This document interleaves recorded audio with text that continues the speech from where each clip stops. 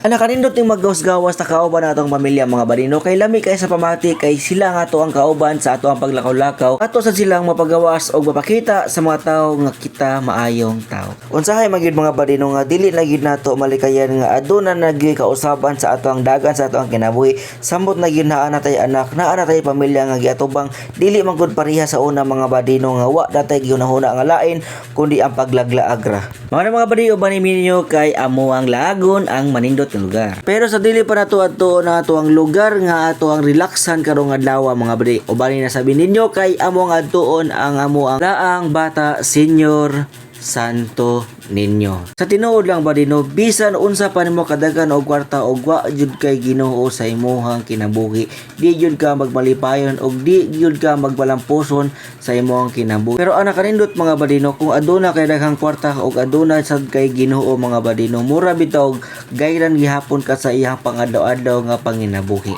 So mo na mga badi right after na mo sa pagpanagkot sa pag-atin og mas sa Santo Niño mga badi, amo dayong gilaag diri sa seaside o amo sang gihapit diri sa may Chowking para maniudto. Og right after naman mga badi, amo na siyang gilakaw-lakaw kay para malingaw sad mi. Kay ana kanindot magud ni maglakaw-lakaw ta mga badino kay naagi tay makita nga mga butang nga dili kayo nato makit-an sa ato ang pangadaw-adlaw nga kinabuhi. Mao na ana kanindot lang ka diri kay ato na ning lakawon ang taas nila nga hagdan. Tara.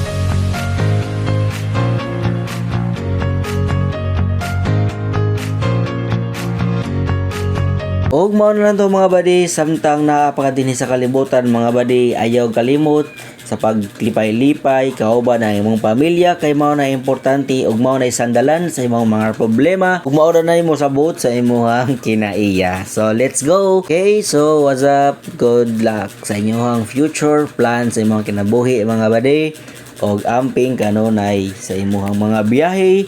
Syempre ayaw kalimot sampit sa Ginoo. Adios.